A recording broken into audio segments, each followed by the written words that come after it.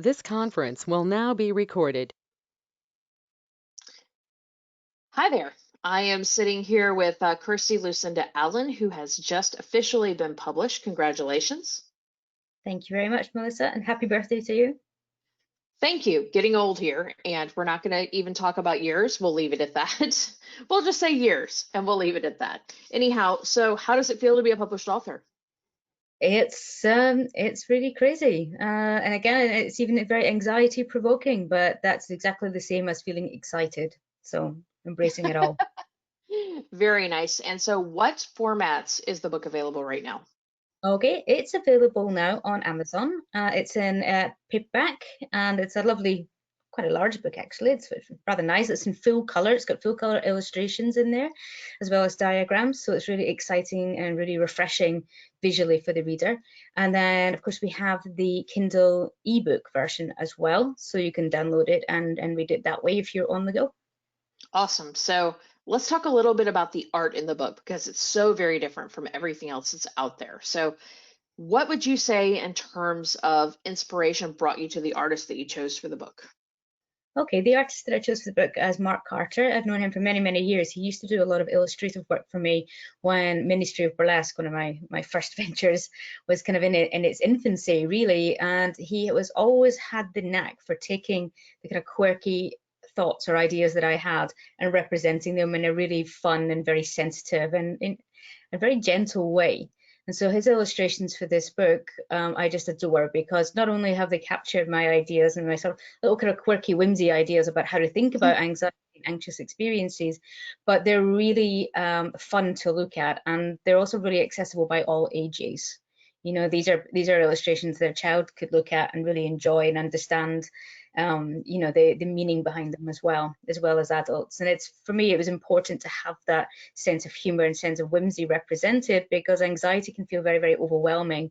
And one of the best ways to talk about it is to talk about it with a kind of a loving attitude and to approach it with an upbeat mindset rather than one of fear. Awesome. And so I was very blown away when I saw the animations. They basically are so sensitive, as you said, and they're also very accessible, but they're also really kind of representing the underdog a little bit, which I think is pretty awesome. Why have you chosen an artist who knows how to do that? I feel like they speak to the inner person who is anxious rather than maybe who we all feel like we ought to be out in the world. They speak to, in a way, that inner child within us. There's an innocence to them.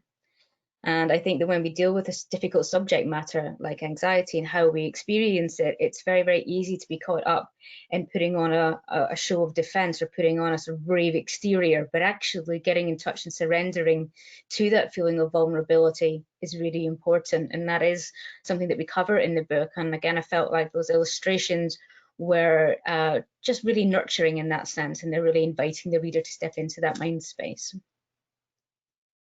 So, as we go into the fall, one of the biggest challenges that the world is dealing with right now, of course, is this uptick in COVID activity.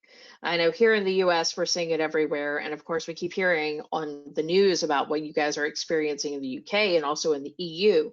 You know, how would you suggest that this is a great book to pick up right now, kind of going into this upcoming season? And, you know, where would you suggest that people kind of get started with learning more about you and learning more about dealing with anxiety aside from just the book? Okay, anxiety is a process that's always changing, and the circumstances that are unfolding around us at the moment demonstrate that more than ever in any of our lifetimes.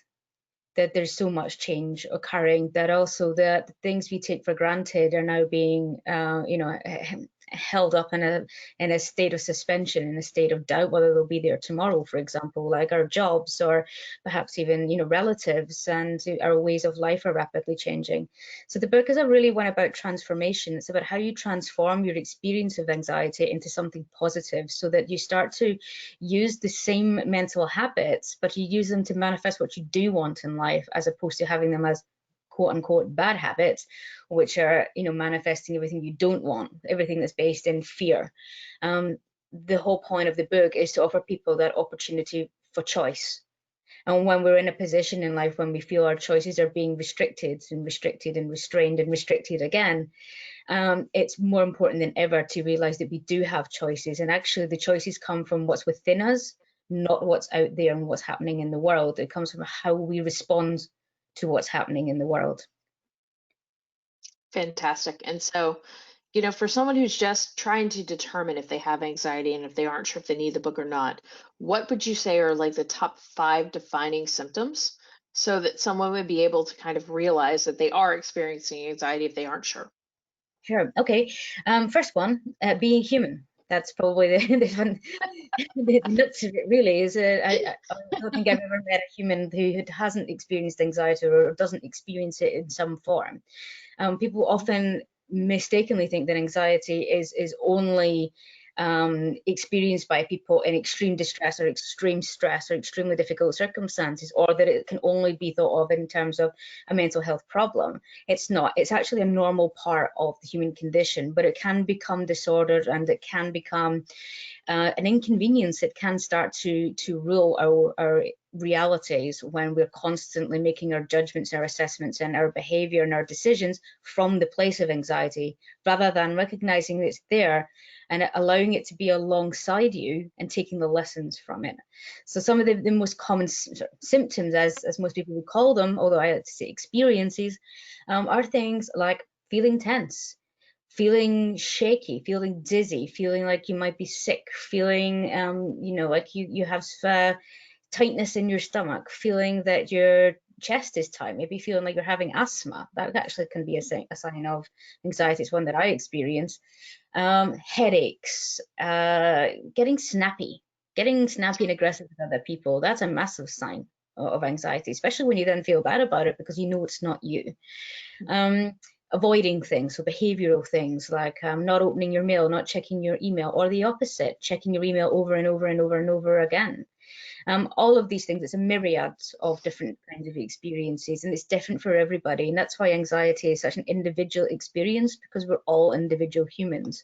And so there's no one formula that says you do or you do not have it. It's like I said, it's part of the human condition, but it's something that we are sort of institutionally trained to see as a bad thing. So ironic fundamentalism is about seeing the irony in it and turning it on its head and saying, hey, this is actually quite normal. But if you have this and it's really exaggerated and it's interfering with your happiness, why not, rather than fight with it, why not understand it and turn those same mental sort of abilities, if you will, those propensities and those compulsions toward what you do want, so that you start to manifest. As people talk about law of attraction, we're talking about the same thing. It's just that with anxiety, it's in the opposite direction.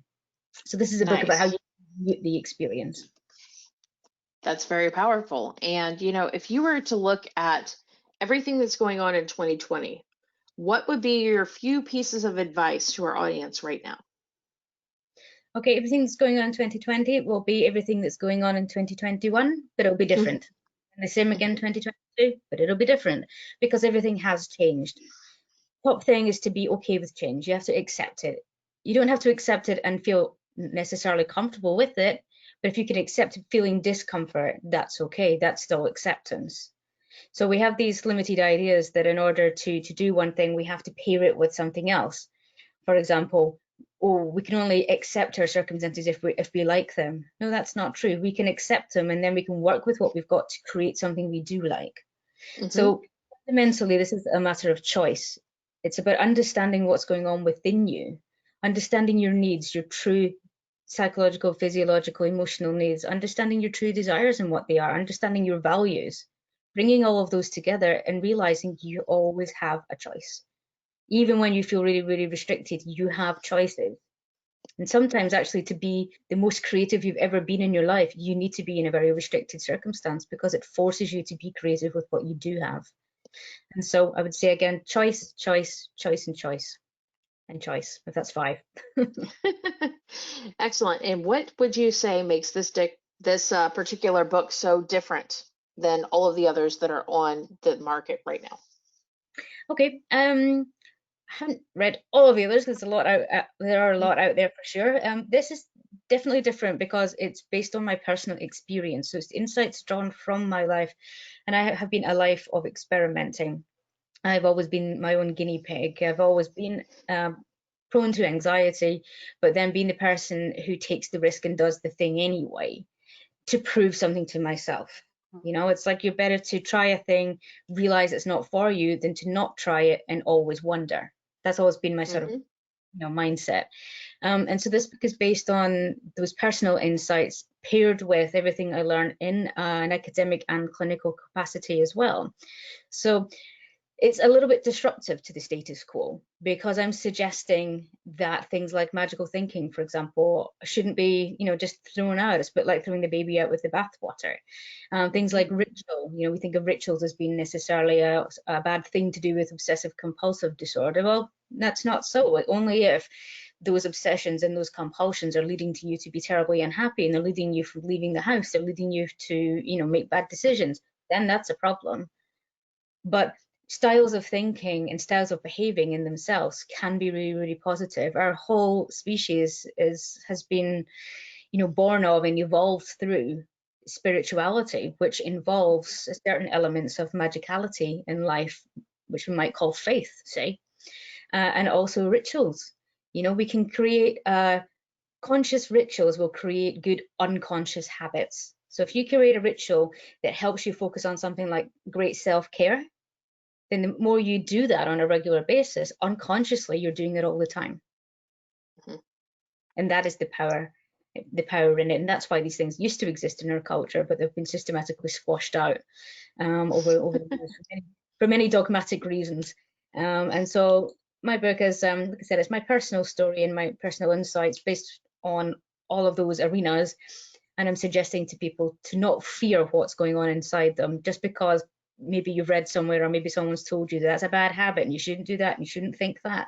That's not helpful, in my opinion. What we want to do is understand what they're doing and understand what they're thinking, and dig a little bit deeper and find out what it is they actually need and want in life, and then use those same tools to get that. Which is Very quite nice. flipping it. Well, thank you so much for your time. Absolutely wonderful, and congratulations on the publishing of your book. Thank you very much. Thank you. Have a lovely birthday. Thank you. 1 second.